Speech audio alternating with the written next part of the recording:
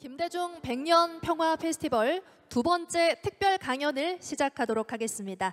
이번 강연에는 청소년 기후활동가 세 분과 함께 토론하는 시간도 마련했으니까요. 많은 관심 부탁드리겠습니다. 두 번째 특별 강연은 인류와 자연의 평화적 공생이라는 주제로 준비했습니다. 그럼 강연의 좌장을 맡아주실 기후솔루션 권호성 팀장님과 강연을 진행해 주실 김명자 카이스트 이사장님 무대 위로 모시겠습니다. 큰 박수로 환영해 주시기 바랍니다. 예, 안녕하세요. 소개받은 권오성입니다. 앞에 이제 오늘 그 컨퍼런스가 김대중 대통령과 함께 걷는 평화 생명의 길 해서 진행을 하고 있는데요.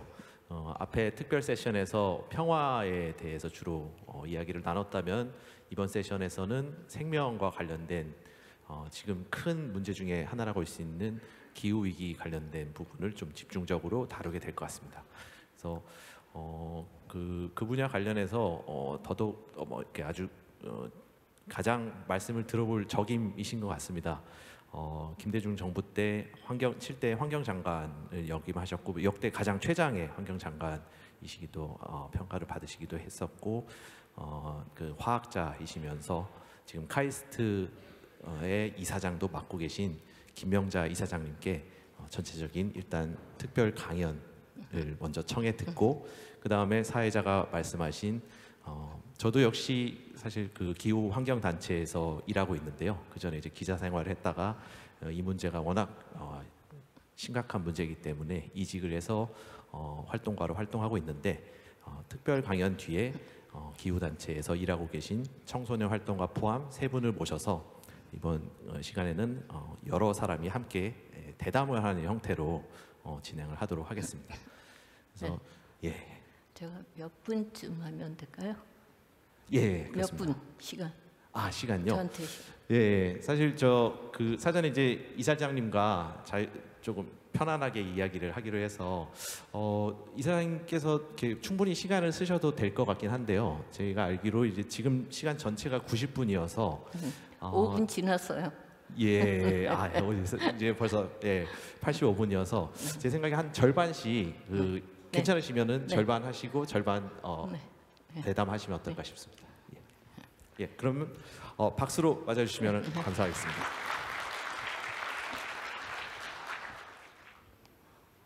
네, 자료는 영어와 한글로 준비했습니다만 한글로 하겠습니다. 통역 나가고 있죠. 네, 제가 오늘 이 자리에서 생각나는 게 스티브 잡스의 2009년 스탠포드 대학 졸업식 축사가 생각이 납니다. 그 세 가지 얘기를 하면서 그 점들이 어떻게 연결돼서 자신을 만드는가 하는 얘기를 했죠. 근데 제가 이 기후 환경 문제를 강연한 지가 한 40년은 되는 것 같은데 33년 전과 23년 전으로 돌아와서 두 개의 책을 갖고 오늘 결론에서 말씀을 드리려고 합니다. 그래서 그 옛날에 30년 전과 20년 전에 그 점이 연결이 되면서 오늘 말씀을 드리게 됐다 하는 생각을 하고 있습니다. 그 책이 뭐냐 하면 제가 환경부에 들어간 게 1999년이었고 나온 게 2003년이었는데 2000년을 맞게 됐습니다. 그래서 그때 대통령께서 환경에 대해서 말씀하신 내용을 그 어록을 책으로 묶어서 냈었습니다. 2000년 10월이었습니다. 그래서 김대중 뉴 새천년 환경 선언이라고 환경 비전이라고 해서 책을 냈는데요. 거기에 있는 말씀이 바로 오늘의 시점에서 우리가 꼭 새겨야 할 귀중한 말씀이었습니다. 그래서 그걸 소개하는 거 하고 또 하나는 이제 나중에 말씀드리겠습니다. 네, 지난 여름 어떻게 지내셨어요? 전 겁나더라고요. 그동안에 기후위기 강연을 하면서는 뭐 위험하다 이랬지만 이제 금년에는 겁이 나는 거예요. 정말 무섭구나. 내년 여름은 또 어떻게 될까? 네, 혹독한 더위. 근데 사실 전 지구상으로 보면 우리가 대한민국에서 겪은 이 더위나 여러 가지 극한 기후 현상이라는 것이 뭐 리스트에 들어가지도 않습니다. 그러면 여기 글로벌 티핑 포인트, 급변점, 임계점, 여기에 대한 얘기부터 시작을 하겠습니다. 자료가 좀 많기 때문에 빨리빨리 뛰겠습니다. 임계점, 지금 도처에서 벌어지고 있는 일들 정말 공포다. 이게 또 캐스케이드, 그러니까 도미노 효과로 해서 서로 간에 얽히게 되면 그야말로 가능성이 없다. 네, 지도로 보면 이렇습니다. 연구기관에 따라서 약간의 차이는 있습니다만 그 티핑 포인트의 정의에 대해서, 그러나 다 비슷비슷합니다. 네, 제가 일일이 말씀을 드릴 시간이 없어서 네, 이렇게 녹고 그 다음에 뭐 끓고 불나고 해양 생태계는 저렇게 백화가 되면서 해양 생태계가 죽어가고 있습니다. 2023년이 우리가 경험한 가장 기후가 급변한 해라고 얘기했는데 그걸 갈아치우면서 2024년이 지나고 있습니다. 왜 어떤 현상인가 하는 것을 간단히 설명을 했습니다. 네, 한마디로 보면 복합위기라고 그러죠. 근데 그 근원에 있는 게 기후입니다. 자원위기, 경제위기, 사회위기, 정치위기, 환경위기, 보건안전위기, 우리가 사는 것하고 관련되는 모든 분야가 다 위기입니다. 그거의 가장 큰 근본적인 원인이 기후입니다. 생각해 보십시오. 비가 퍼부었다, 날씨가 너무 더웠다 해서 여름에 신선식품, 뭐 지금 배추 얘기 바로 최근에도 네, 그렇게 되면은 연쇄적으로 물가가 영향을 받게 되는데 이 장바구니 물가 영향받는 게 얼마나 민심에 영향을 주는지 그건 뭐 우리가 체감을 합니다. 그러면 정치 불안해집니다. 물가 하나도 못 잡고 이거 못 다스린다 해서 결국 다 붕괴가 되는 그런 위험한 상황이라는 것을 말씀드리고 있는데 경제가 죽고, 그런데 이게 이제 미국의 그 코믹 카툰인데요. 일반 국민, 지금 82억 인구가 지구상에 살고 있죠. 그런데 이 거대 담론, 기후 환경 위기라는 거에 대해서 내가 뭘 할 수 있겠어? 이렇게 생각한다는 거죠, 심리적으로. 너무 큰 주제인데 내가 뭘 한다고 이걸 어떻게 잡을 수 있겠어? 이겁니다. How could little humans possibly change the environment? 네.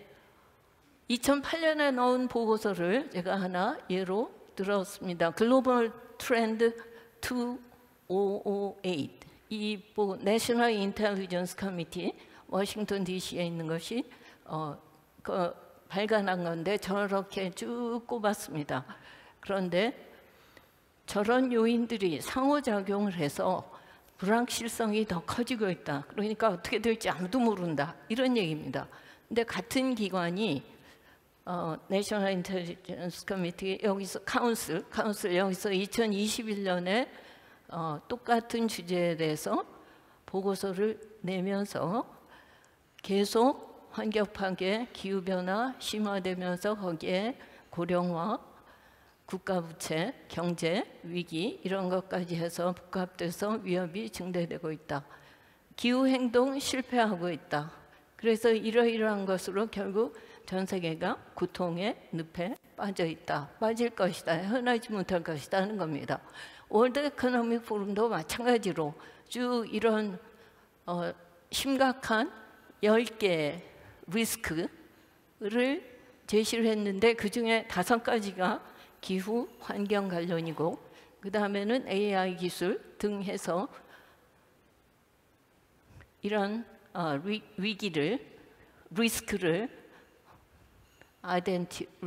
리스크를 뽑아냈습니다. 자, IPCC라고 유명한 3,000명의 전 지구의 과학자들이 기후 문제를 연구해서 보고서를 냅니다. 네, 쭉 어세스먼트 리포트를 쭉 내왔는데 지금 6번 나왔는데요. 쟁점이 뭐였냐면 이게 사람들이 저지른 거냐, 자연적인 거냐. 내내 논란을 하다가 인간 활동의 결과일 확률이 95% 이상이다. 2013년에 결론을 냈고 그 다음에 21세기 동안 1.5도를 넘어가면 안 된다. 기온 상승 이렇게 규정을 했습니다. 그런데 생각해 보십시오. 1.5도라는 게 뭐 그렇게 됐을까? 그러죠. 근데 여러분 체온에서 36.5도, 뭐 37도 거기서 조금만 올라가면 미열난다 그러고 조금 더 올라가면 약 먹어야 되고 더 올라가면 응급실 가죠.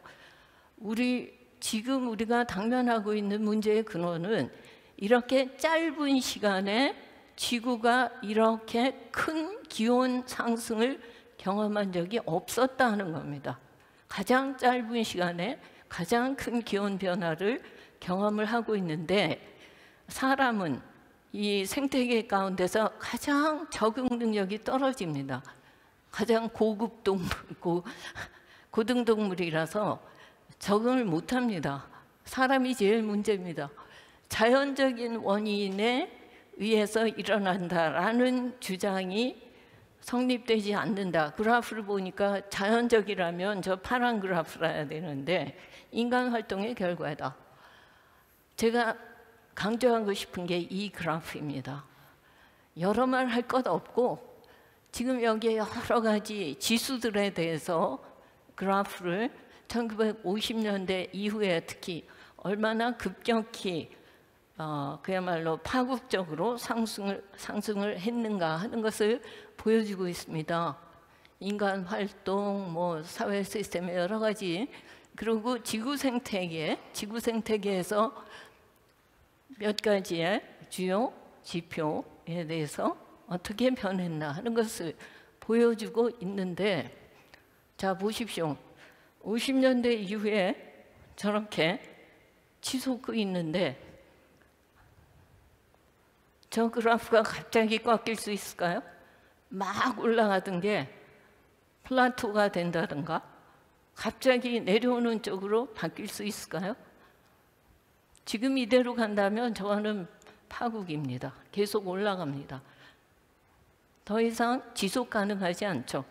더 이상 이런 식으로는 문명이 존속될 수가 없다 하는 게 결론입니다. 자, 이 그래프를 잘 주목을 해야 됩니다. 자원도 고갈되고 오염물질도 더 이상 주체할 수가 없게 되고 그것으로 인한 생태계 파괴 속에서 인간도 결국 버틸 수가 없게 된다. 이게 답입니다. 자, 1900년부터의 기온 상승 쭉 그 그래프의 동향하고 뭐하고 맞아떨어지냐 하면 이산화탄소 배출량하고 똑같이 평행하게 그래프가 똑같은 모양으로 갑니다. 그러니까 쉽게 기온 상승이 이산화탄소하고 상관관계가 있구나 하는 걸 알 수가 있죠. 그런데 이산화탄소는 한번 배출되면 이게 100년도 넘어요. 존재해요, 그대로. 그러니까 지금부터 하나도 안 뿜는다고 해도 이미 뿜은 것 때문에 기상이변은 일어나게 되어 있다 이겁니다. 근데 문제는 뭐 화석연료를 에너지 전환을 해서 뭐로 바꾼다, 해결된다. 그게 아니라는 거죠. 왜냐하면 이때까지 데이터가 있는데요. 그 온난화 일으키는 게 화석 연료로 인한 게 60%, 65% 정도입니다. 60%. 그러니까 그거 하나만으로 에너지 전환만으로 해결할 수는 없는 거다 하는 것이고요. 또 매우 중요한 문제는 지역마다 국가마다 배출량이 달랐다 하는 겁니다. 1850년 이제 산업화되고 나서의 그래프를 보면 여기에 EU, 미국, 유나이티드 스테이츠, 뭐 차이나, 아시아 이런 지역 또는 일부 국가들이 얼마나 이산화탄소를 많이 내뿜었는가 하는 것을 보여주고 있습니다. 네, 2005년에 미국이 배출하는 양보다 중국이 배출하는 양이 많아졌어요. 2005년에 가서 바뀝니다. 그러나 누적량으로 보면 1850년부터 뿜어낸 양, 또 저기에 보면 1750년을 또 기준으로 했는데요. 저렇게 보면은 미국이 25% 뿜었습니다. 그리고 EU가 22%를 배출을 했습니다. 그런데 세계 지도상으로 많이 뿜어낸 지역, 진한 색깔로 표시가 되어 있습니다. 그런데 기후변화의 영향을 가장 심각하게 받고 있는 지역은 뿜어낸 선진 경제권이 아니라 아직 개발도 못 해본 저개발, 개발도상국들이 피해는 보고 있다 하는 것을 요 옆에 그래프가 보여주고 있습니다. 빨간색이 진할수록 기후변화에 취약하다.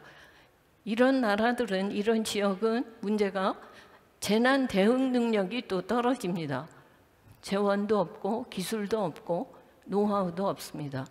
그러니까 기후 환경에서의 불평등이라는 것은 그 어느 것보다도 심각하다 하는 것을 이 그래프가 보여주고 있습니다. 네, 이거 설명하려면 뭐 30분은 필요한데요. 여하튼 어떻게 해서 기후변화가 일어나는가, 그 메커니즘, 그리고 어떤 특성을 보이는가, 그것 때문에 인류 사회가, 문명이 어떤 위험에 처하게 되는가, 오른쪽 아래 이런 변화로 해서 결국은 에너지, 수자원, 그리고 식량, 이 세 가지가 다 위기를 맞게 됩니다. 안보 차원이 되는 거예요. 식량 안보, 에너지 안보, 이제 보건 안보까지 됐죠. 팬데믹이 퍼지면서 수자원. 그래서 그 결과를 보면 한마디로 재난이 급증한다 하는 겁니다. 그래서 여기서 보시는 것처럼 즉 재난의 빈도, 그리고 어떤 유형의 빈도가 가장 높은가 하는 것이 여기 보여주는데, 파란색 보시면은 홍수가 제일 많죠. 그리고 붉은색으로 보면 extreme weather event, 극히 춥거나 극히 덥거나 또는 왔다 갔다 하거나, 그러면 사람들은 면역력이 약해져요. 그래서 팬데믹에 더 돌고 그렇습니다. 자, 제가 몇 가지 예만 들었어요. 식량. 왜냐하면 이게 식량 안보에 그 굉장히 심각한 타격을 주고, 저것이 결국 그 경제에서 그 먹고 사는 게 어려워지면 그야말로 정치를 어떻게 하겠습니까? 여기 농업이 큰 타격을 받게 된다. 이러이러한 이유로. 팬데믹. 제가 팬데믹과 문명이라는 책을 썼습니다. 코로나 터지고 나서. 그런데 쭉 정리를 해보면요, 요게 팬데믹이 발생한 게 그 전에 한 3년 동안 기후 변화가 있었다는 거하고 딱딱 맞아떨어집니다. 고대도 그렇고 중세도 그렇고 일일이 설명할 수는 없습니다만, 사실은 이때가 요 코비드-19 여기에 어떻게 대응을 하느냐 하면서 국제사회가 협력을 했어야 됩니다. 그런데 했나요? 백신을 개발해서 나눈다, 뭐 개도국에 배분한다 하면서 뭐 메커니즘도 만들고 그랬습니다만 결과적으로 부유한 국가들이 만들어서 맞았고 또 못 맞은 나라에서 변종 생겨가지고 또 와서 나누어서 또 다시 앓고 하는 그런 악순환이 계속이 됐죠. 글로벌 리더십이 없는 겁니다. 아까 평화 말씀을 하셨는데 지금 그런 평화를 유지하는 체제라는 게 2차 세계대전 이후에 생겼는데 그때는 승전국이 리더십을 발휘했어요. 이기고 나서 국제 질서를 잡는 일을 한 거죠. 그래서 브레튼 우드 시스템도 나오고 미국 주도로 됐는데 이제 세월이 45년에서 지금 2000년대 그것도 20년대로 넘어오면서 그 옛날의 인터내셔널 오더를 좌우하던 시스템은 거의 기능을 못하는 상태에서 코로나도 생겼고 그리고 서플라이 체인 붕괴되면서 서로 협력을 하는 게 아니라 그 반대로 가서 싸우는 식으로 전쟁을 하는 식으로 잘못 나간 거죠. 리더십이 없는 겁니다. 신뢰도 없고. 그래서 지금 여기서 보시는 것처럼 결국은 이렇게 자원을 많이 소비를 하다 보니까 많이 내버리고 그게 부메랑이 돼서 돌아오는 겁니다.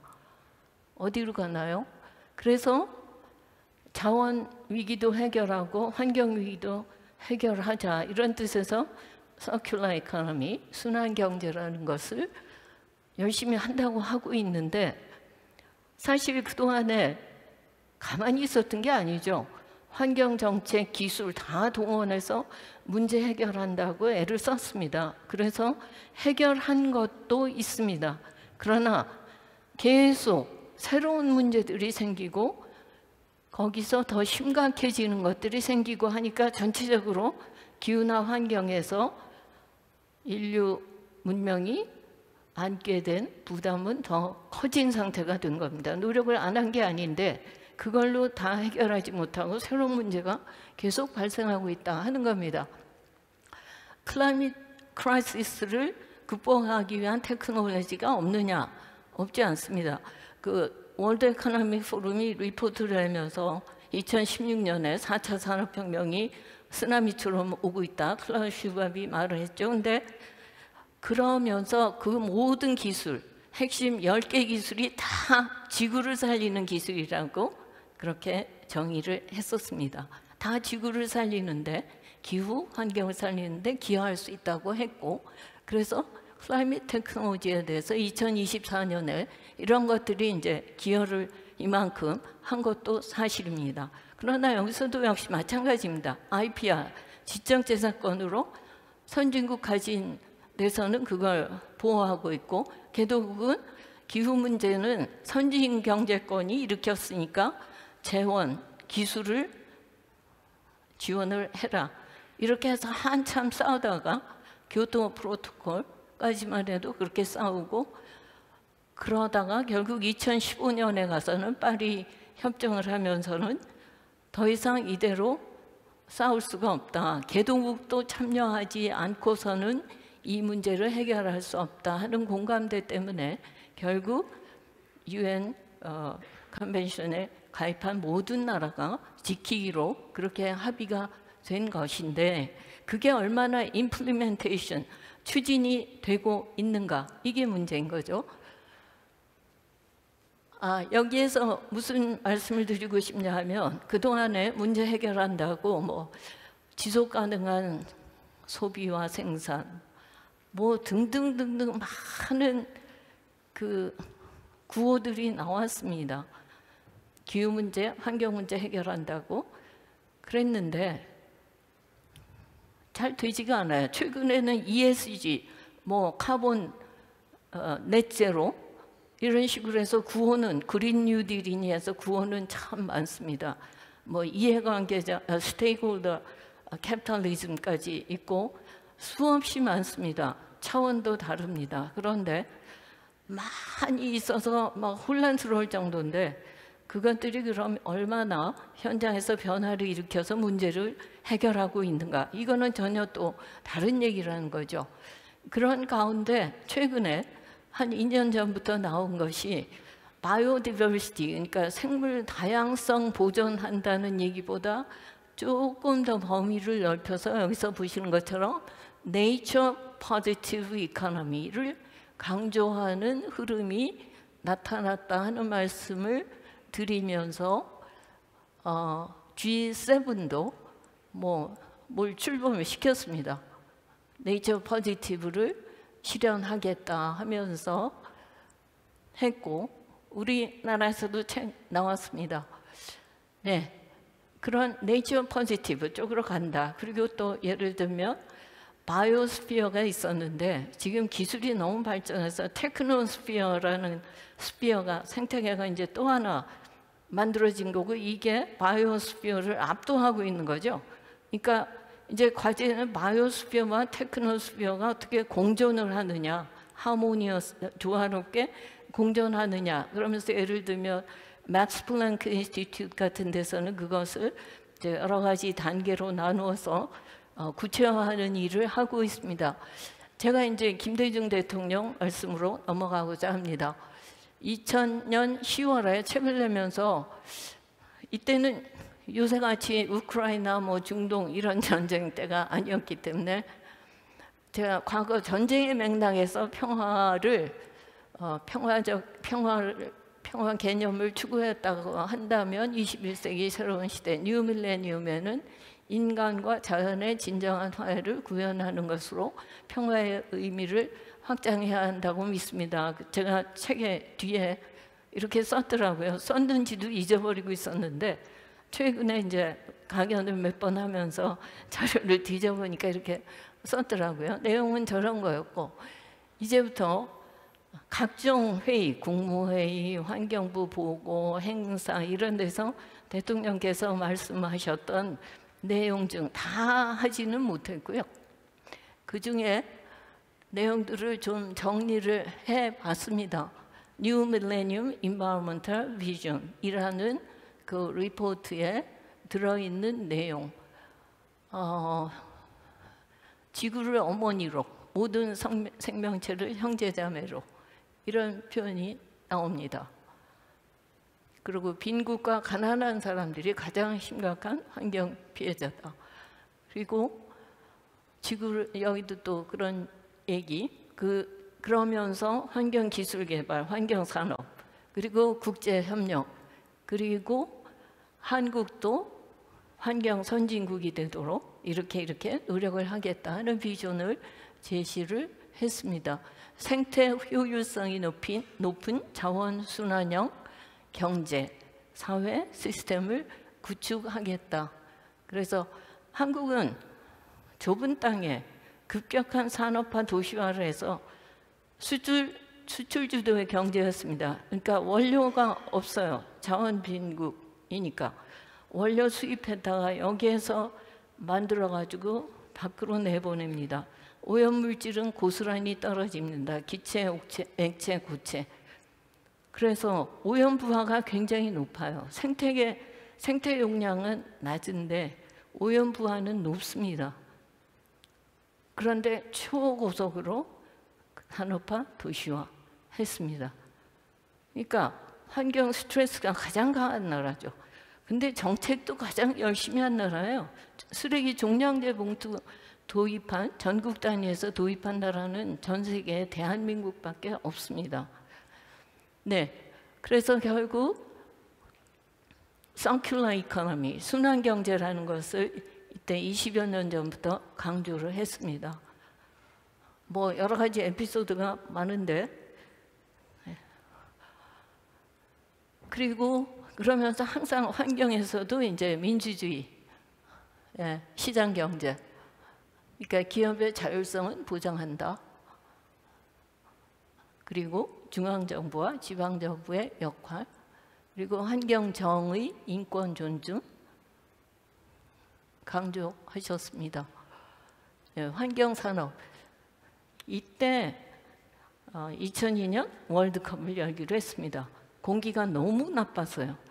1988년에 막 연탄 떼가지고 올림픽 하는데 그 공기 가지고 할 수 없어서 그때 이제 연탄을 제재를 가한 거죠. 근데 월드컵 2002년 하려고 보니까 국제 경기 수준의 대기 기준을 맞출 수가 없어요. 버스에다가 뭐 DPF 달고 디젤 버스에다가 뭐 장치 단다고 해서 해결할 수가 없었어요. 그래서 했던 게 CNG 버스입니다. 천연가스 버스.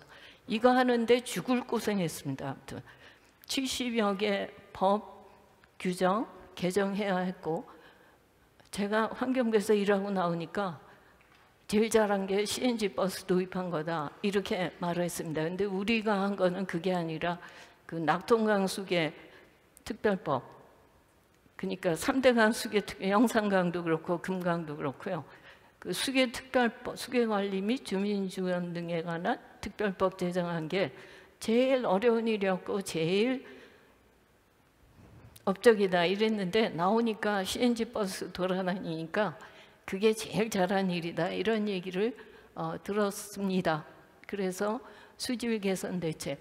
그러니까 김대중 대통령 하면은 지금도 얘기하는 게 우선 경제 살리셨고, IMF 사태에서 경제 살렸고, 뭐 그다음에 K 컬처 거기에 근간을 마련했고, 일본 문화 개방했고, ICT 정보통신부라는 정보통신에 관한 부를 만들 정도로 집중적으로 육성한 것이, 나중에 코비드-19 할 때 디지털화가 잘 돼서 한국은 대응을 잘했다 그러는데, 뿌리 들어가 보면은 그때에서 연원했다는 것이 외국학자가 쓴 논문에 나옵니다. 그리고 제가 과학기술 얘기를 좀 한다면, 저는 이제 과학기술 분야에서 학위를 하고 이제 환경행정을 하게 됐는데, 그렇게 본다면 그때 과학기술 기본계획이라는 것, 이걸 처음 만들었어요. 네, 2002년에 늦지막히 만들었기 때문에 처음 시작하면서 효과는 크게 봤다고 말하기 어렵지만 그게 지금까지 2차, 3차, 4차, 5차에서 이어지고 있다는 말씀을 드립니다. 체계를 마련을 했습니다. 물 절약한다고 그때만 해도 참 말하자면 좀 그랬으니까, 뭐 깨끗한 뭐 씻어가지고 병에 물러가지고 뭐 변기 수저에 넣고 이제 이러던 시절인데요. 아무튼 그렇게 하면서 절수형, 그리고 중수 개념, 중수 큰 빌딩에 중수 도입했었거든요. 그러니까 그레이 워터라고 그래서 그 변기에 들어가는 물까지 마시는 물하고 똑같이 기준을 상향해서 한다는 것은 현실적으로 비용이 너무 많이 들고, 이게 다 공급망의 오염의 문제로 해서 수질 오염이 일어나는 것이기 때문에 관리가 어렵다 하는 뜻에서 이제 그런 일을 했고요. 쓰레기, 그야말로 쓰레기꽃, 쓰레기에서 장미꽃이 피어난 건데, 상암동 월드컵, 그리고 아시아 소사이어티 요 장면입니다. 그리고 민주주의 인권 운영, 이걸 항상 강조를 하셨고요. 보존과 복원의 시대, 환경에 대한 투자, 국가 경쟁력의 핵심이 바로 자연 보존이 될 수 있도록 하겠다.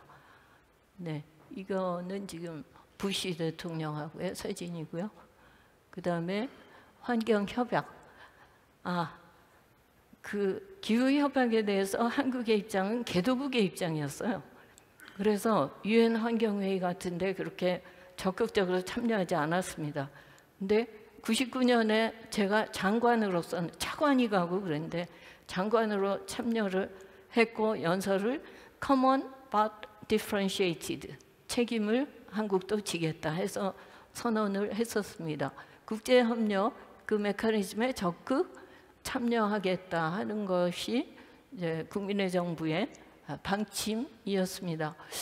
그리고 참 지금 생각해도 용감했다고 해야 될지 무모했다고 해야 될지 모르겠습니다만, 자료를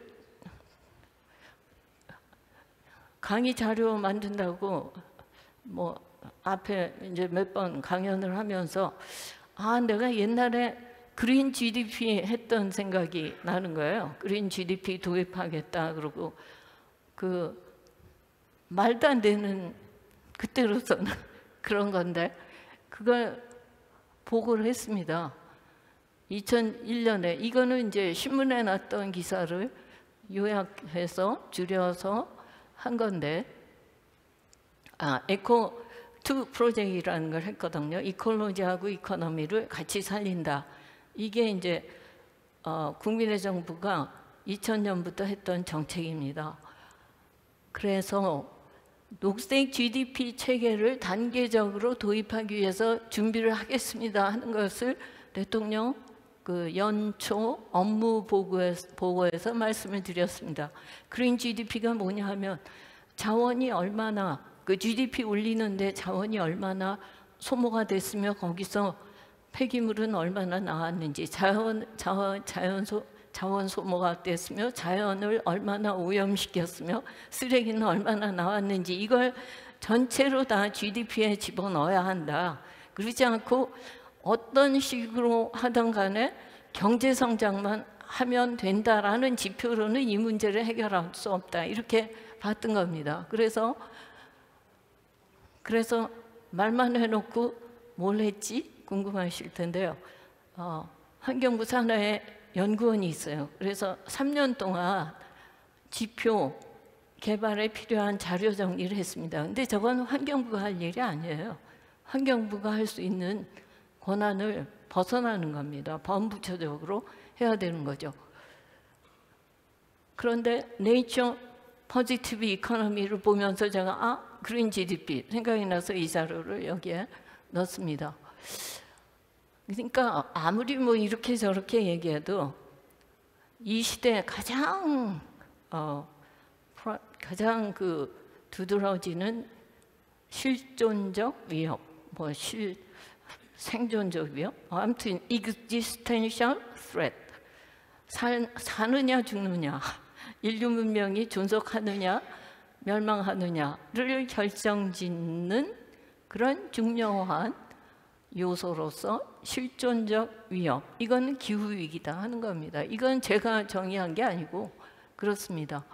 그런데 이게 협력 없이는 안 되죠. 아까 말씀드린 것처럼 가장 그 격차, 빈부 사이에 불평등이 심한 게 이 기후 환경 이쪽인데 이게 협력은커녕 전쟁으로 가고 있습니다. 그러면서 공급망이 붕괴가 되니까 그냥 보통의 상태보다 훨씬 더 일반 국민의 삶도 떨어지는 거고 불안해지는 거죠.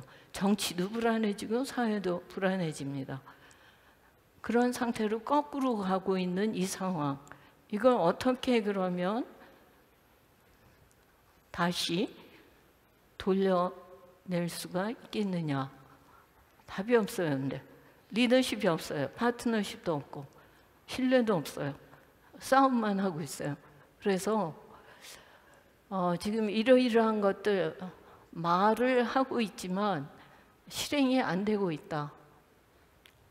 그게 결국 우리의 문제라고 보는 건데 한편으로 그 인류 문명은 심각한 그 실존적 위협에 해당하는 위기를 겪어온 게 사실입니다.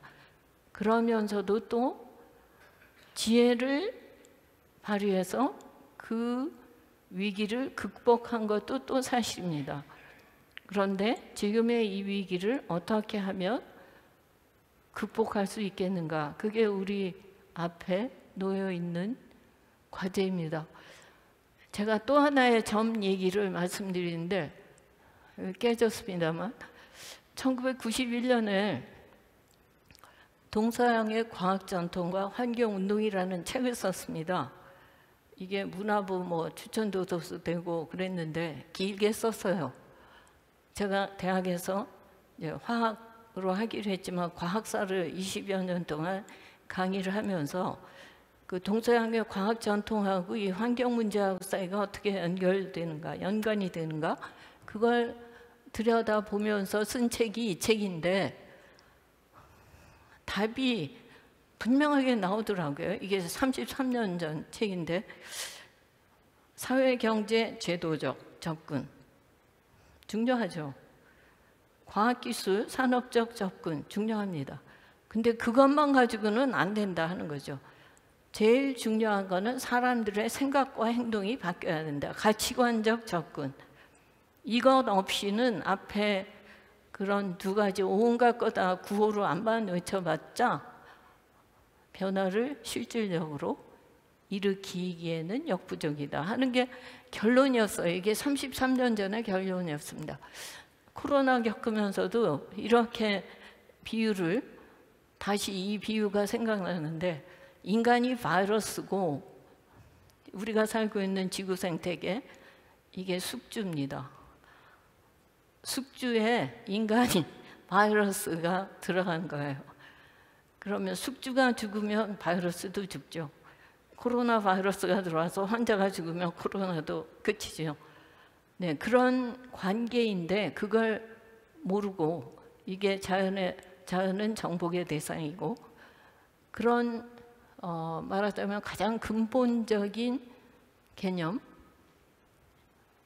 그것이 결국 오늘날의 사태를 점점 오늘날까지 사태를 악화시켜 왔다 이렇게 말씀드릴 수가 있어서 그 옛날 책을 다시 또 꺼내게 됐습니다. 근데 출판사가 사서 쪽으로 돌면서 단행본이 없어져가지고 절판이 됐는데 인터넷에 들어갔더니 제가 원고를 갖고 있지를 못했어요. 근데 첫 구절부터 끝에까지 다 인터넷에 블로그에 들어있더라고요. 그래서 제가 그걸 받아가지고 원고를 가졌는데 그래서 그때 책에 썼던 게 동서양의 그 종교, 그 다음에 뭐 여러 가지 고대 믿음, 맥심 이런 것들에 대해서 쭉 보면서 모든 게 결국 신과 인간, 자연, 기술 사이의 관계를 재해석하고 거기에서 결국 인간과 자연의 관계 이걸 정립하는 것에서 새로운 환경윤리가 정립될 수 있다 하는 그러한 결론에 이를 수밖에 없고 모든 종교가 다 그런 내용을 갖고 있습니다. 아주 쉬운 말들로 다 돼 있어요. 다 기독교 사실은 이건 긴 얘기이기 때문에 여하튼 생략하겠습니다만 뭐 인디안 원주민 한테도 그렇고 뭐 그리스 철학 할 것 없이 결국 공통적인 띠은 여기 있는 것처럼 저겁니다. 네, 이것이 옛날의 종교 전통 사상 속에 들어있었던 핵심적인 인간과 자연의 관계에 대해 설파한 것이다 하는 말씀을 드립니다. 제가 두 가지 사례 지금 청년들하고 이제 토론이 있는데 그래서 결국 1972년 뭐 해서 Sustainable Development라는 개념까지 1987년에 나옵니다. Social, Economic, 그다음에 Environmental 세 개의 정책 기둥이 다 균형을 이루어야 되고 저 셋이 서로 조화를 이루어야 된다. 그래야 발전이 지속 가능하다 하는 얘기죠. 뭐 UN SDG 17개 다 장황하게 나와 있습니다. 문제는 구호가 아니라 행동이죠. 실천. 네, 사례 두 가지. 플라스틱, 오염에 관한 협약. 지금 11월에 한국에서 INC 회의가 열릴 것이고 어떻게 틀을 잡아서 플라스틱 오염을 줄이기 위한 국제협약이 탄생을 하느냐 관심이 매우 큽니다. 만약 이게 출범하게 된다면 기후변화 협약, 기후협약 다음으로 큰 협약이 될 것이라고 하는데 이게 국가 간에 또 여러 가지 환경, 사정이 다르기 때문에 그걸 조율을 해야 되는 그런 과정이 있습니다. 그런데 바로 9월에 24년 9월에 캘리포니아주가 엑손모빌을 소송을 제기를 했어요. 상대로. 플라스틱 재활용 안 되는데 된다고 속였다 해서 소송을 걸었습니다. 근데 이게 과학자들은 다 아는 거거든요. 그 재활용 안 돼요. 9%밖에 안 됩니다. 다 우리 지금 분리수거 한다고 하지만 지금의 이런 체계와 기술 가지고는 안 됩니다. 그러니까 화학적 리사이클링을 하지 않고서는 품질이 좋은 그런 제품을 다시 만들어낼 수가 없고 가격 때문에 안 되고요. 품질 때문에 안 됩니다. 9%, 이 성질이 복잡하기 때문이에요. 플라스틱은. 그런데 지금 여기 그래프에서 보시는 것처럼 그 용도도 다양하고, 근데 문제는 제일 중요한 핵심은 짧게 쓰고 버리는 거를 줄여야 한다 하는 겁니다. 근데 그게 잘 안 되고 있고 그게 자꾸 늘어나는 게 가장 문제인데, 지금 여기에서 플라스틱 가지고 했는데 이것도 사실 서로 협력했어야 하는 거죠. 정책하고 기업하고 서로 이게 같은 수준에서 해서 같이 정책이 나왔어야지 어디가 어디를 소송을 건다고 해결할 문제가 아닌데 양상은 그렇게 가고 있다는 예로서 말씀을 드렸고요. 이런 과정 때문에 이게 아주 원천적으로 그렇게 재활용해서 다시 깨끗하게 해서 쓰고 이게 어렵다는 말씀을 드리는 거고요. 그 다음에 청소년 기후행동이 우리 대한민국에서 일어난 일인데요. 이 청소년 기후행동, 여기 지금 그레타 툰베리 사진이 나옵니다만 한때는 타임지의 Person of the Year이 될 정도로 뭐 아주 대단했죠. 그런데 요새는 잡음도 많고 그렇습니다. 어쨌거나 청소년 기후행동이 출범을 했고, 대한민국에서는 지난 8월에 그동안의 소송이 오랜 시간을 끌면서 결정문이 나왔습니다.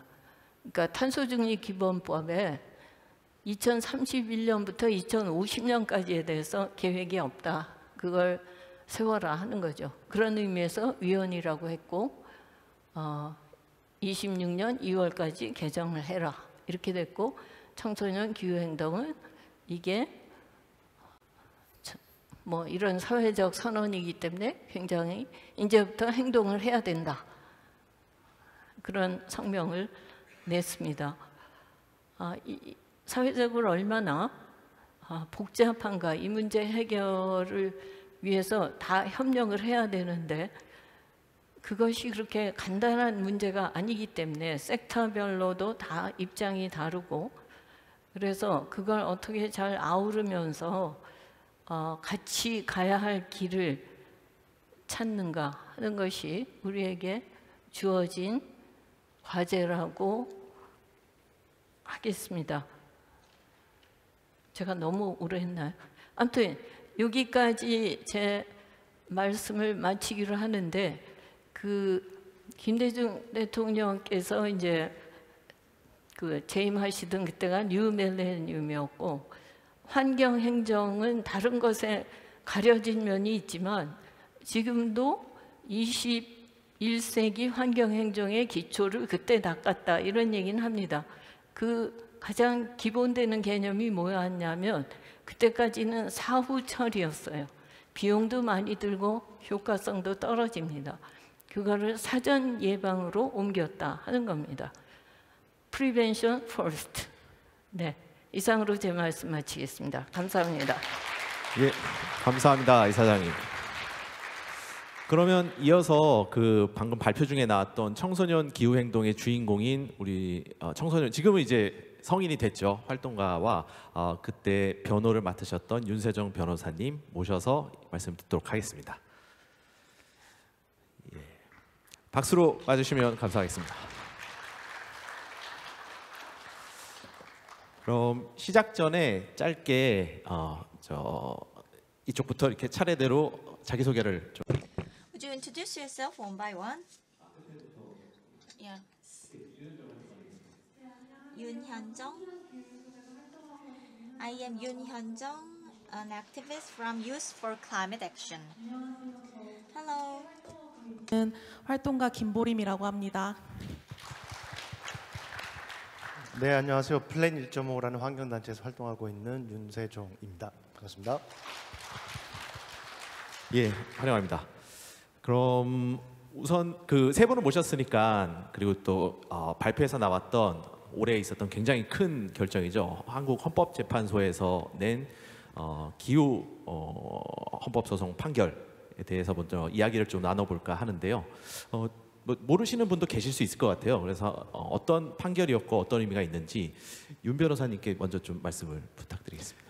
네, 기후소송이라고 하면 기후변화에 대해서 법적인 수단을 통해서 문제 제기를 하는 그런 이제 소송을 말하는데요. 우리 여기 계신 두 분 포함한 19명의 청소년 기후행동 활동가들이 2020년 3월에 국가의 온실가스 감축 목표가 너무 약해서 너무 많은 기후변화가 예상되고 그게 나의 기본권, 환경권, 건강권, 생명권, 행복추구권을 침해한다라는 헌법 소원을 제기를 했었습니다. 그래서 저희가 소송을 4년 반을 진행을 했고요. 올해 8월에 지금 이 국가 온실가스 감축 목표를 정하고 있는 법이 2030년 이후에는 어떻게 할 것인지에 대한 아무런 정함이 없고 그렇게 되면 필연적으로 부담을 미래로 미루게 되기 때문에 이거는 기본권을 침해한 것이다 라는 위헌 결정을 받았습니다. 전 세계에서 이렇게 국가가 기후변화에 대해서 대응을 하지 않는 게 위헌이다, 위법이다라고 판단된 사례가 우리나라가 세계에서 5번째입니다. 그만큼 쉽지 않은 것이었고 아시아에서는 또 최초의 판결이기 때문에 사실은 우리나라뿐만 아니라 앞으로도 이런 이 기후변화에 대응하는 힘이 될 수 있는 판결이라는 생각하고 있습니다. 감사합니다. 예, 그러니까 그 방금 강연에서 들으셨던 것처럼 굉장히 큰 위기가 닥쳐오고 있는데 그거를 어떻게 대응해야 되는지에 대한 국가의 가장 핵심되는 법안이었거든요. 그래서 그 법안의 문제점을 지적한 소송이었고 헌법재판소가 그걸 인정한 굉장히 중요한 판결이었습니다. 그럼 그 소송의 당사자인 저희 우리 청소년, 지금은 아니시지만 청소년 활동가의 목소리를 좀 들어보지 않을 수 없을 것 같은데요. 어떤 생각으로 제기를 하게 되셨는지 두 분 중에 편하게 말씀을. 예. 사실 처음에 이제 소송을 제기할 때까지만 해도 저희는 원래 청소년 기후행동의 단체라는 모여있는 청소년들이었고 다른 활동들을 계속 해오고 있었어요. 예를 들면 뭐 국회의원들한테 편지를 보낸다던가 혹은 뭔가 정부안 정책 제안서를 꾸려서 전달을 한다던가 혹은 석탄 발전소를 짓거나 뭐 투자하겠다는 결정이 나는 사람들한테 가서 해서 안 된다라는 그런 처리하는 요청을 하는 캠페인을 진행한다던가 그런 캠페인을 계속 이어왔었습니다. 하지만 사실 결국 그런 캠페인들은 늘 의사결정을 가진 사람들의 의지에 너무 많은 것들이 달려 있었어요. 그래서 저희가 캠페인을 열심히 해도 결정권을 가진 사람이 이것까지만 하고 다시는 안 할게. 근데 뭐 어쩔 수 없잖아라는 식으로 말을 하면은 항상 실패하게 되더라고요. 그리고 사실 그런 의사결정 권한을 가진 사람들 속에서도 저희들은 항상 늘 배제된 위치에 서 있는 사람들이었어요. 그렇기 때문에 그 결정권을 가지지 못하고 거기에 의사결정이 돌아간 테이블 속에 다 앉지도 못하고 그런 상태들이 배제되었기 때문에 이렇게는 우리가 기후위기 못 막겠는데 이런 식으로 어떻게 정책적인 변화를 만들지? 라는 의문 항상 가졌던 것 같아요. 그래서 단지 약간 어떤 것을 해달라 라고 요청하는 것을 넘어서려면 우리가 할 수 있는 게 뭐가 있을까라고 고민했을 때 그러면 의사결정권을 가진 사람들한테 의무를 부과하면 되겠다고 생각을 했었어요. 그래서 우리가 기후위기 속에서 안전한 삶을 살아갈 권리가 있는 사람으로서 법원의 판단이 필요할 수도 있겠다는 생각이 들었습니다. 왜냐하면 자발적 의지를 넘어서야 했기 때문이에요. 그래서 우리는 우리의 기후위기로부터 보호받을 권리, 그렇기 때문에 그들이 기후위기로부터 우리를 보호하기 위해서 이행해야 할 의무를 부과하기 위해서 헌법소원을 진행하게 되었습니다. 예, 사실 그 미래의 주인공이죠. 저희는 언젠가는 뭐 나이가 더 들 테고 지금의 청년은 나이가 들어서 언젠가 주인공이 될 텐데 기후 위기 문제는 아까 말씀 들으셨던 것처럼 사실 미래를 현대 세대가 좀 뺏어온 측면이 있습니다. 나중에 누릴 수 있는 그런 자연을 우리가 먼저 다 소진을 해버리는 거니까요. 그래서 그 굉장히 중요한 목소리인 것 같습니다. 그래서 관련해서 오늘 그 발제를 해주신 이사장님께서는 혹시 이 소송에 대해서 좀 들으신 바가 있으셨을까요? 네, 신문에서 봤죠. 네. 보시면서 어떤 생각이 들으셨었나요? 우리 젊은이들이 참 똑똑하다. 예, 그 밝은 미래가 있구나라는 좀 희망을 보신 것 같습니다. 그럼 구체적으로 이 소송이라는 게 또 보통 일이 아닌데요. 우리 또 일상에서 소송 가급적이면 피하고 하는데요. 이 소송을 직접 진행해 오신 윤세정 변호사님께 이 소송이 어떤 좀 어려운 거 있었고 그 주요 쟁점은 어떤 거였는지 좀 디테일하게 여쭤보고 싶습니다. 네, 사실 저희가 이제 2019년에 처음 만나서 이제 소송 준비를 하기 시작했을 때 이제 청소년 원고들의 주장을 듣고는 일단 변호사로서는 법적으로 굉장히 어려운 사건이었어요. 그럴 수밖에 없는 게 이 소송이라는 게 원래 법이 있는데 안 지켰다. 그럼 법을 어겼습니다라고 해서 법원에 가는 게 보통 소송인데 이건 법이 잘못됐다. 아니면 법이 없다. 법이 부족하다라는 소송이기 때문에 일단 거기서 굉장히 어려워집니다. 그리고 세대 간의 평등이라든가 아니면은 지금 당장 발생하지는 않았지만 수십 년 이후에 발생할 수 있는 위험들, 재난들에 대한 법적 청구라는 게 선례가 없었기 때문에 굉장히 어려운 사건인 건 맞았었던 것 같아요. 그렇지만 그래도 소송을 해야 된다라고 생각했던 거는 뭐 저희도 환경단체긴 하지만 이게 틀린 말이 아니기 때문이었습니다. 이게 분명히 맞는 얘기고 모든 과학자들이 그렇게 된다라고 하고 정말 큰일 났다고 하는데 우리는 지금 거기에 대해서 대응하지 않고 있고 거기에 따라서 기본권 침해가 발생한다고 하면 법리가 아직 없어서 판례가 없어서 이거는 받아들일 수 없다라는 거는 맞지 않는 결론일 것이고 그럼 어떻게든 그 결론에 도달하는 방법은 찾을 수 있을 것이다. 그 법리라는 건 부차적인 것이다. 그리고 그렇게 해서 뭔가를 주장하게 된다면 그리고 이 상황을 법원도 이해한다면 충분히 설득될 수도 있다라는 생각을 하면서 이제 준비를 하기 시작했고 그때 이제 우리뿐만 아니라 전 세계에서 이런 소송들이 많이 있었기 때문에 전 세계 여러 소송팀들이랑 다 같이 아이디어를 공유하면서 발전을 시켜 나갔던 것 같습니다. 예, 이 소송을 제기하고 아까 말씀 나왔지만 4년이 넘는 시간이 걸렸거든요. 굉장히 4년이면 보통 긴 시간이 아닙니다.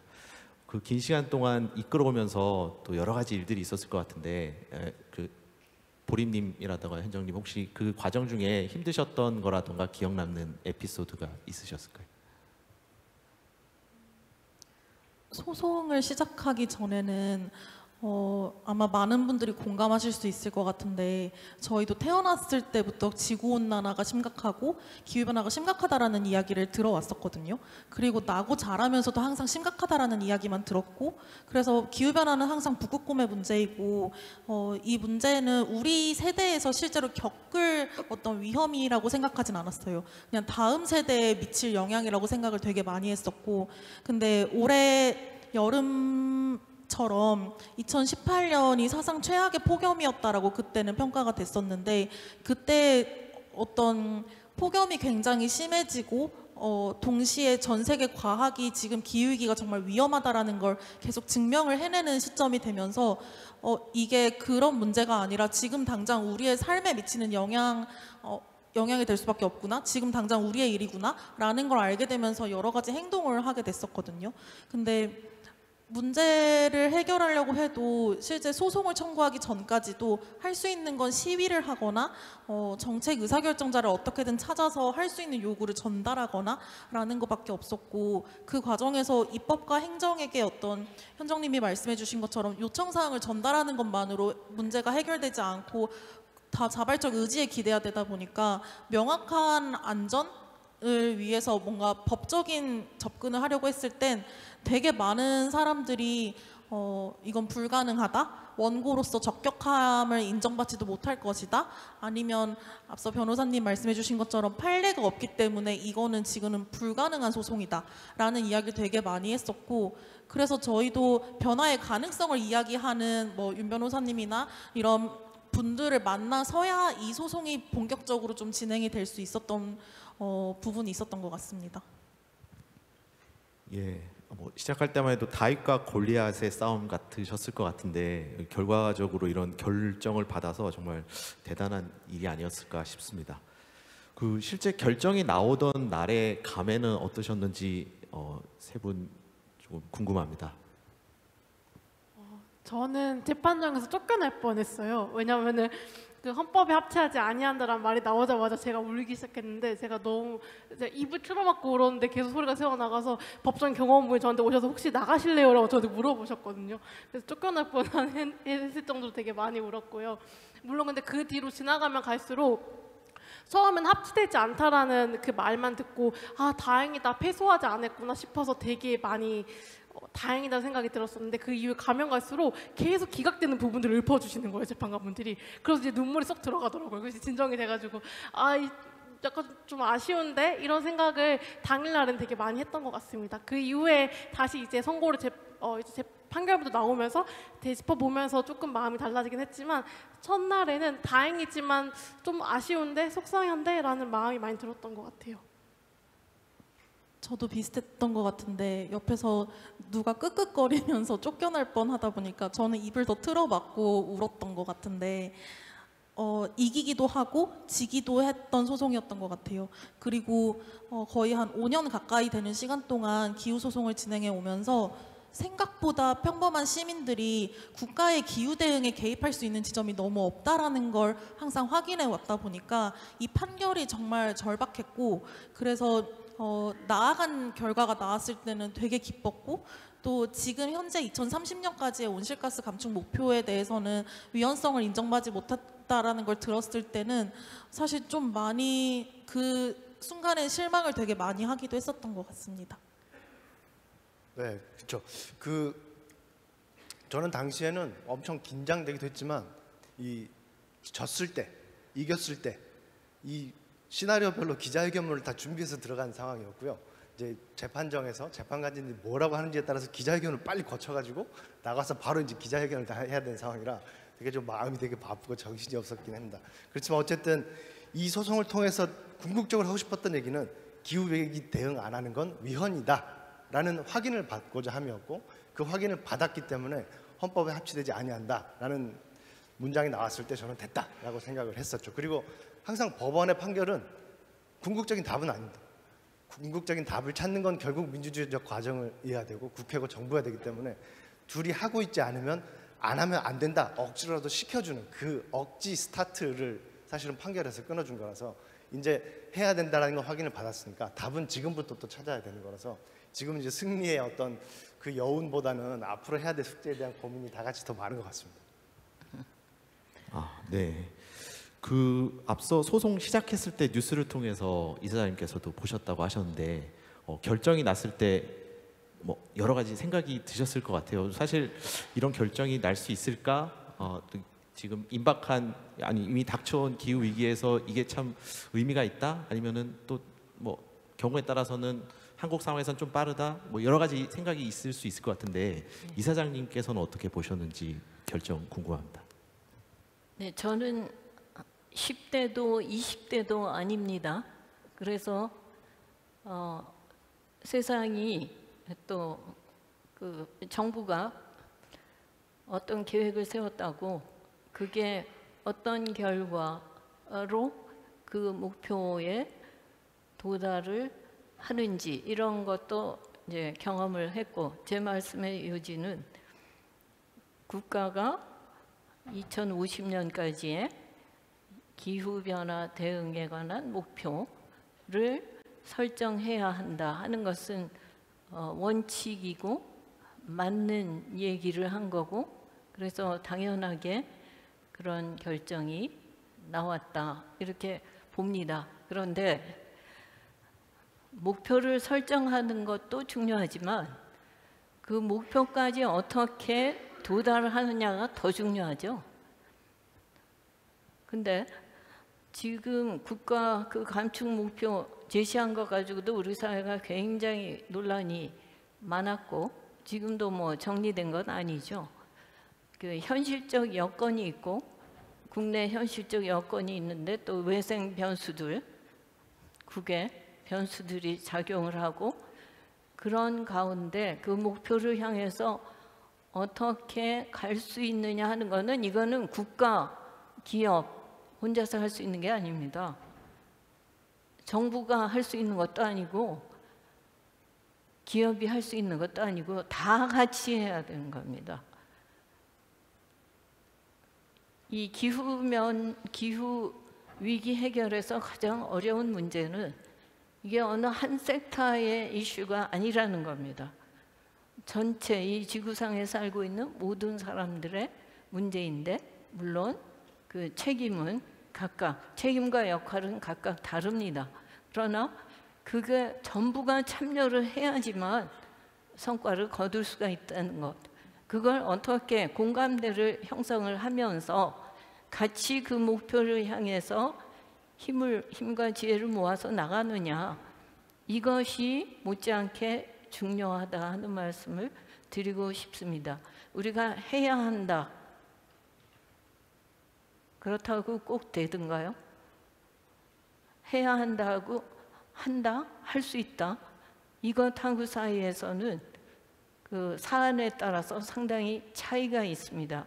근데 기후위기 극복이라는 거는 그 중에도 가장 어렵고 관계되지 않는 섹터가 없고 인간 행위가 없고 그렇기 때문에 어려운 거죠. 그래서 정부가 일하기도 참 어렵습니다.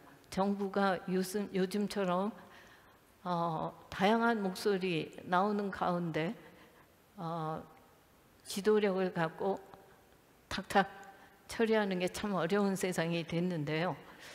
그럼에도 불구하고 역시 커뮤니케이션은 이런 어려운 문제를 풀어가는 데 있어서 가장 중요하다고 생각을 합니다. 우선 소통을 해야 서로 다른 것도 인정할 수 있고 같이 가야 한다는 것에 대한 공감, 컨센서스도 모을 수 있고 나는 무엇을 하고 너는 무엇을 하고 하는 그런 것이 다 서로가 함께 짜여지면서 같이 가야 하는 것이지 기업 보고 해결하라? 절대로 안 됩니다. 그 기업이 이산화탄소 내면서 만들어내는 제품을 누가 씁니까? 그 기업만 쓰는 게 아니죠. 그러니까 우리 공공의 문제, 공통의 문제다 하는 것에 인식을 갖고 서로 상생한다 그럴까요? 그런 협조하고, 저는 모든 이슈에서 오늘날 이 지구상에 있는 모든 이슈에서 가장 중요한 거는 이해와 공감대 형성, 협력이라고 생각합니다. Cooperation and collaboration. 근데 그게 제일 안 되고 있어요. 그래서 걱정을 하는 것이고, 문제는 우리가 이걸 해결해야만 그 지속 가능한 발전이라는 것, 인류 문명의 존속이라는 것이 가능하다는 것을 이제 체감을 하는 그런 수준으로 위기가 다가오고 있기 때문에 그야말로 그러한 협력의 정신이 발휘돼야 될 시점이고 그렇게 할 수 있어야 된다라는 생각을 합니다. 이게 말씀이 잘 됐는지 모르겠습니다. 예. 굉장히 중요한 말씀을 해주신 것 같습니다. 이제 결정 이후에 실제 실천과 그걸 위해서는 이제 소통이 중요하다는 말씀을 강조해 주신 것 같고요. 지금 그러고 보니까 하나 그 과정 중에 사진 준비하신 게 있는데 그게 화면에서 보여드리지 않은 것 같아요. 혹시 조금 그걸 지금 보여드릴 수 있을까요? 아까 소개를 했었나요? 제가 진행하면서 제대로 못 봤을 수도 있을 것 같은데 조금 약간 준비된 사진을 한번 말씀을 해주시면. 예. 네, 저희가 설명을 드릴 때 뭐 시위를 하고 어떤 행동을 했다는데 그게 잘 상상이 안 되실 것 같아서 그때 사진들을 몇 가지 가지고 왔는데요.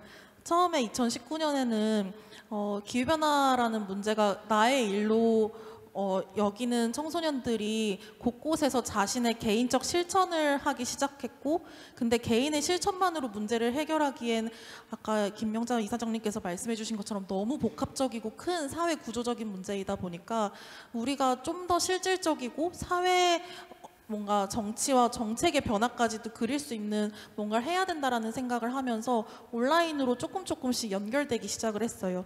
그러면서 모여서 또 뭘 할 수 있긴 했지만 당시에는 거의 대부분이 10대인 상황에서 할 수 있는 게 많지가 않더라고요. 그래서 기후변화 대신 기후위기다라는 걸 알리자고 이렇게 곳곳을 나가서 피켓이라도 들고 서 있다거나 이런 행동들을 계속하면서 함께 할 수 있는 사람들을 계속 모으고 그 사람들이 좀 더 많이 모았을 때는 정부나 어떤 국회나 교육청이나 이런 정책 의사결정권을 가진 분들에게 실제로 이렇게 다양한 메시지를 전달하면서 지금 당장 어떤 변화가 필요한지 우리의 목소리로 이야기하는 이런 행동들을 진행을 하기도 했었습니다.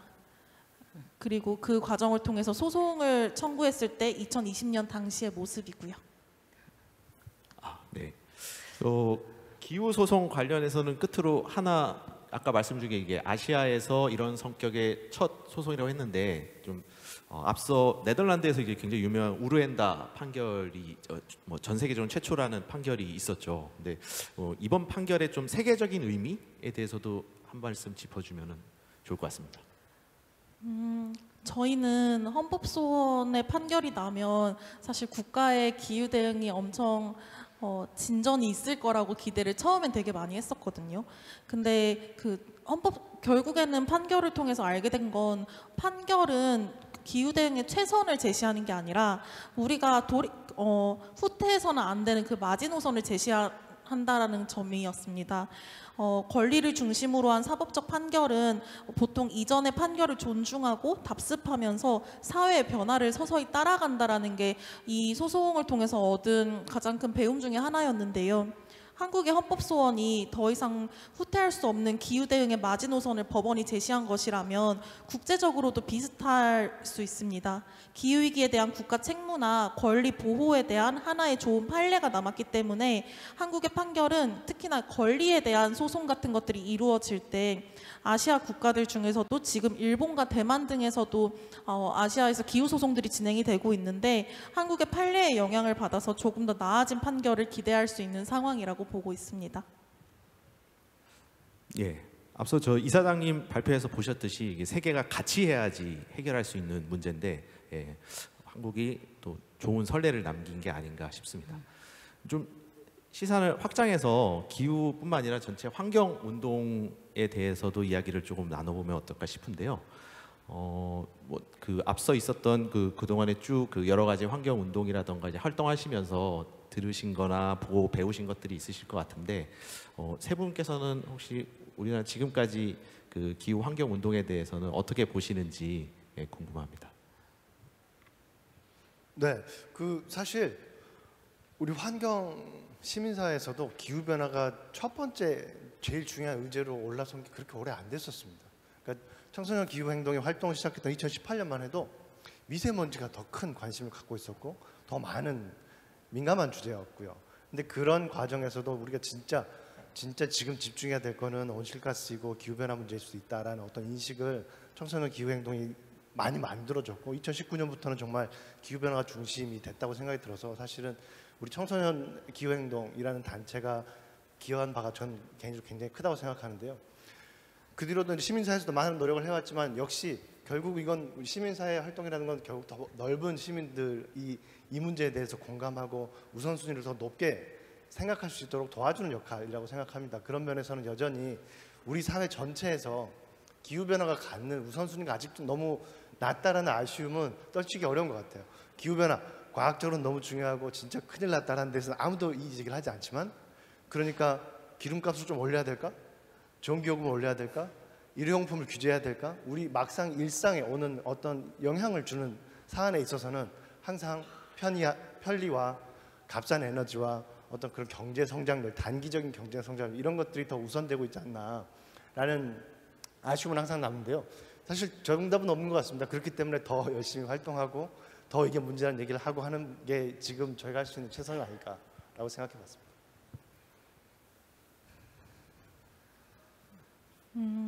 저희는 2018년에 이런 모임을 만들고 할 수 있는 시위를 하고 이것저것 했었던 것 같은데 2018년, 2019년에는 기후변화라는 말은 익숙해도 기후위기라는 말은 거의 쓰지 않기도 했었고 소송 청구할 때 그 원고를 더 많이 찾을 순 없을까? 이런 생각을 했는데도 다 하지 않겠다라는 답이 돌아오거나 기후위기가 그렇게 중요한 의제는 아니었던 것 같아요.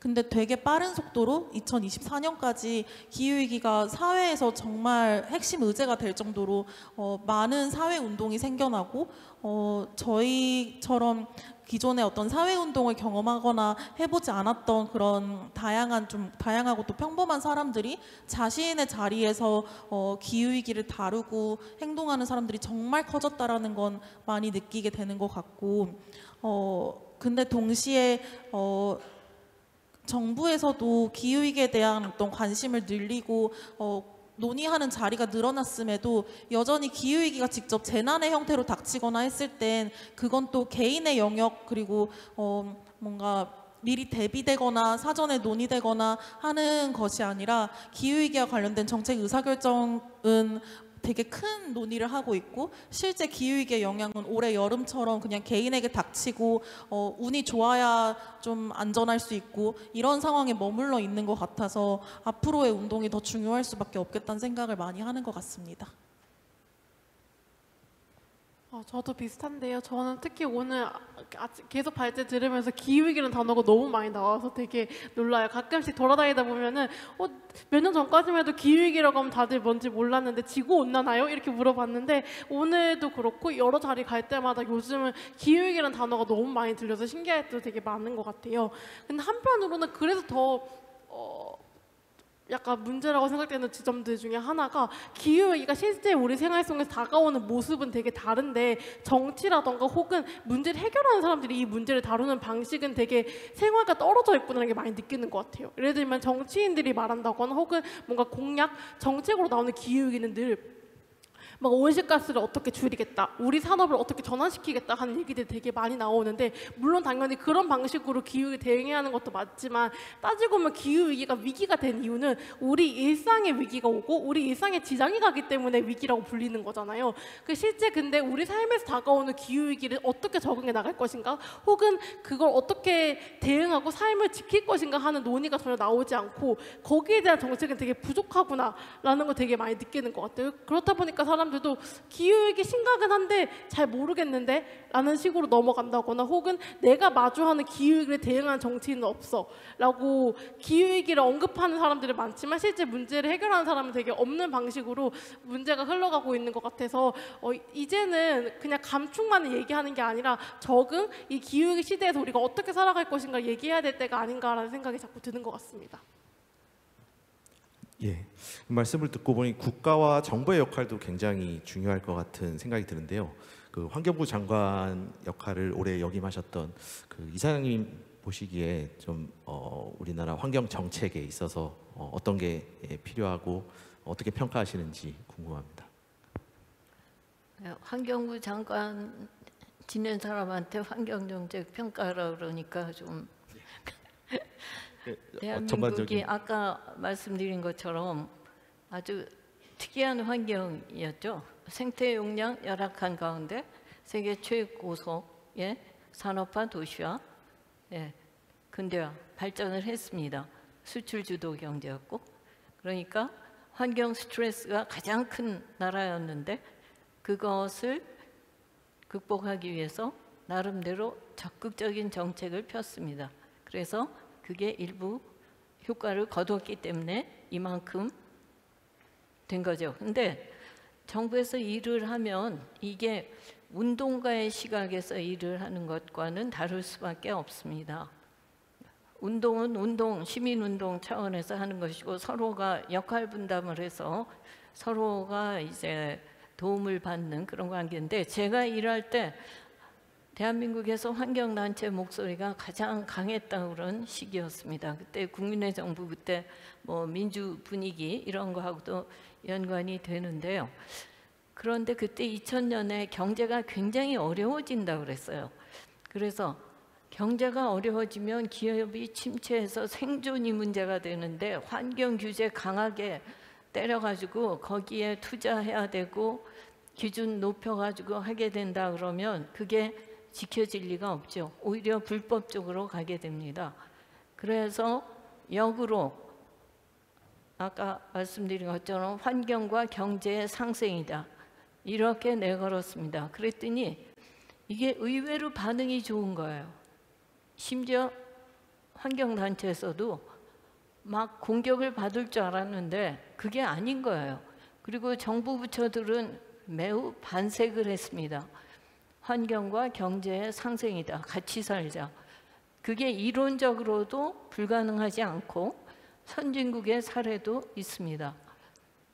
그래서 우리 행정에서 쭉 보면요, 뭐 강하게 들어갔다고 해서 그렇게 퍼포먼스가 좋으냐, 그렇지 않습니다. 그래서 그 상황에 따라서 어떻게 정책을 잘 디자인을 하는가 하는 게 굉장히 중요합니다. 기후 위기 아마 갈수록 체감을 하게 될 텐데요. 이걸 꼭 에너지 전환, 화석 연료를 뭐 재생 가능 에너지로 바꾸면 된다. 이렇게 생각하는 발상에도 한계가 있습니다. 왜냐하면 그 화석 연료 안 쓰고 이쪽으로 바꾼다고 해서 거기서 뭐 CO2가 전혀 안 나오는 게 아니고 그 시설, 설비, 장치 거기 만드는데 다 CO2 들어가고, 그리고 재생 가능 에너지의 조건이라는 게 국가마다 그 지역에 따라서 지구의 지리적 조건에 따라서 다릅니다. 한국은 거기에서 별로 유리하지가 않습니다.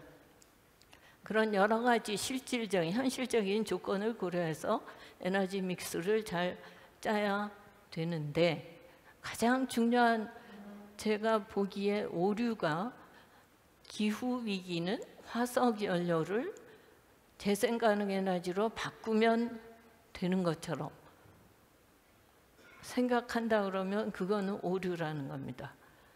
왜냐하면 우리가 쓰는 모든 물 제품도 그렇고 우리가 뭐 자동차 타고 다니는 도 그렇고 하여튼 그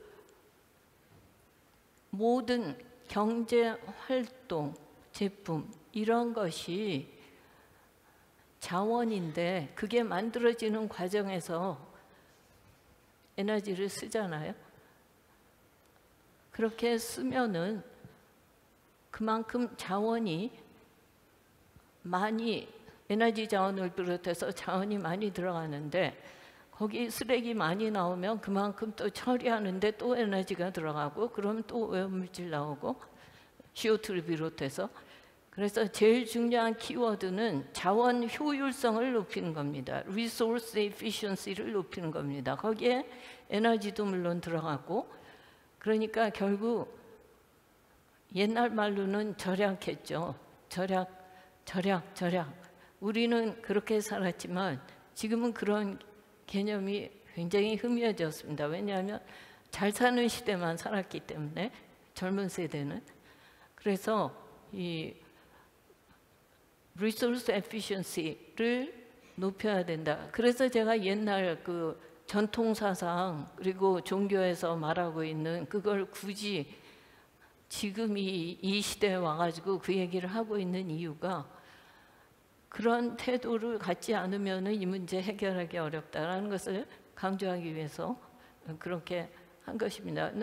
대한민국은 저는 환경정책도 그렇고 최선의 노력을 기울여서 그 퍼포먼스에서는 상당히 높은 평가를 받고 있다는 점을 말씀드리고 싶습니다. 악조건을 무릅쓰고 그래도 성과, 퍼포먼스는 좋은 나라다라는 것을 말씀드리고 싶습니다.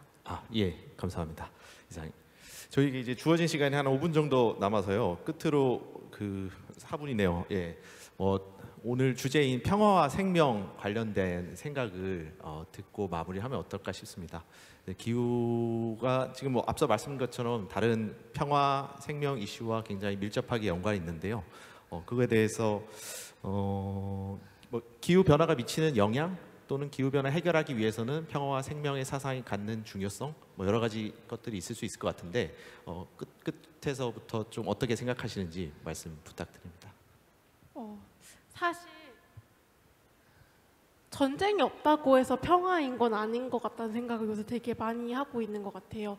왜냐하면 사실 전쟁이라는 게 왜 위험하냐라고 했을 때 우리의 일상을 멈추고 그 모든 것들을 파괴하기 때문에 전쟁이라고 불리는 것이고, 그럼 그 반대로 불리는 평화라고 하는 것들은 우리의 일상이나 삶이 정상적으로 지속되기 때문에 지향해야 한다라고 말을 하잖아요. 근데 그런 관점에서 보면 기후위기도 마찬가지인 것 같아요. 기후위기도 우리의 삶과 일상을 위협하기 때문에 위기라고 불리는 것이고, 사실 지금의 일상을 지속하지 못하게 하기 때문에 전쟁을 되게 닮아있다는 생각도 많이 하는 것 같습니다. 그렇기 때문에 이 위기가 우리 사회에 미치는 영향, 그리고 사람들에게 미치는 영향을 보면은 전쟁과 되게 다를 바가 없다. 이게 사실 이 위기가 평화를 되게 위협하는 존재라는 것들을 되게 많이 느끼게 되는 것 같아요.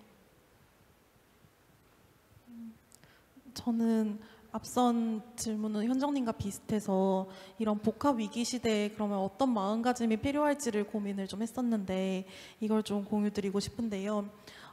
기후위기라는 문제를 다루다 보면 항상 어렵고 전환을 해야 된다, 변화를 만들어야 한다는데 이게 너무너무 어려운 것 같아요.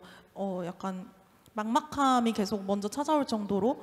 왜냐하면 기후위기는 우리 사회가 작동해왔던 방식을 모두 바꿔야 한다고 하는데 그게 쉽지는 않잖아요. 그래서 지금 이 위기 시대에서는 그래도 변화가 가능하다라는 마음이 굉장히 중요할 수밖에 없지 않을까? 이런 생각을 되게 많이 하는 것 같습니다. 온실가스를 배출하고 계속 성장을 해온 게 제 세대에선 특히나 익숙하거든요, 그게. 근데 그걸 모두 바꾸라는 게 되게 어렵고, 그래서 어떤 정책 의사결정자에게 이런 걸 전달하면 저희는 중요한 거 알지만 어렵다, 현실적으로 무리다 라는 이야기를 항상 들어왔었던 것 같아요. 근데 결국에는 그럼에도 변화해야 되고 거대한 전환을 해야 한다면 어려움의 시선보다는 지금 사회가 극단적으로 양극화돼가고 개개인의 삶도 점점 불안정해지는 상황에서 기후위기가 단지 환경 문제 중에 하나가 아니라 우리 삶과 우리가 살아가는 사회가 치명적이고 복합적인 위험을 겪게 되는 문제인 만큼 앞으로 변화가 가능하고 우리의 행동이 더 나은 변화를 만들 수 있다라는 그런 가능성, 그런 믿음이 지금 무엇보다 더 필요한 시기인 것 같습니다. 네, 저는 앞선 발제를 들으면서 사실 전통적인 의미에서의 평화와 기후변화에 대해서도 생각을 하게 됐었는데요. 지금 유럽 정치가 많이 달라졌습니다. 그리고 유럽 정치를 뒤흔든 어떤 기폭제는 난민입니다. 근데 그 난민이 어디서 오느냐를 보면 중동 지역의 기후변화로 인해서 농업 생산량이 떨어지고 농부들이 먹을 게 없어지고 가난한 사람들이 많아지고 나라를 탈출하는 사람들이 많아지고 분쟁이 많아지고, 기후변화 때문에 난민이 발생했다. 일률적으로 얘기할 수는 없지만 안정적이었던 것들이 불안정하게 되고 풍족했던 것들이 희소해지고, 희소하게 되면 갈등이 생기고, 훨씬 더 이 갈등이 촉발되기 쉬운, 사실 불쾌지수가 되게 높은 세계 공동체로 가는 효과는 피하기 어렵다는 생각이 들고요. 특히 물자원 문제, 그리고 식량이 앞으로 굉장히 위험한 기폭제가 되지 않을까라는 생각이 들고, 사실 이런 것들은 일국의 힘으로 조절하기도 너무 어렵고 받아들여져야 되는 현실일 가능성이 높을 것 같습니다. 그런 면에서 우리가 눈에 보이는 그런 기후변화의 특성들, 이상기후 이런 뿐만 아니라 우리가 너무나 당연하게 여겨왔던 이때까지 쌓아왔던 민주주의와 평화, 이런 기틀 자체가 흔들릴 수 있다는 위기의식을 갖는 게 필요하지 않을까라는 생각도 해봤습니다. 맞아요. 시간 됐죠? 예, 네. 저기 시간을 굉장히 그래도 이사장님 혹시 말씀 있으시면 한 1분 정도 괜찮지 않을까요? 네, 기후 복합 위기라고 그러죠. 그 월드 에코노믹 포럼도 폴리 크라이시스라고 그러고, 그 전 수십 년 전부터 멀티플 크라이시스라는 표현을 썼거든요. 기후하고 관련돼서. 기후 위기는 모든 영역의 위기가 됩니다. 정치 예외 없습니다. 뭐 실제 역사적인 그 사례들이 있거든요. 사회가 붕괴가 됩니다. 국가가 뭐 이 내각 다 뒤집어지고 그런 사례들이 수없이 있습니다. 그런데 이제 우리가 다 같이 아는 게 중요한데요. 그러니까 문제의 근원이 뭐고 어떻게 풀어가야 되고 하는 이런 논의를 오늘처럼 이렇게 하는 게, 서로 이야기 나누면서 문제의 근원에 대해서 생각을 같이 하고 이러는 게 매우 중요하다는 생각을 합니다. 역시 뭐 그런 말도 있죠. Leadership is conversation. 리더십은 대화다. 대화를 통해서 우리가 함께 갈 길을 찾아내고 동반자로서 나아가는 게 중요하다는 생각을 합니다. 감사합니다. 예, 네 분께 큰 박수 부탁드립니다. 고생하셨습니다.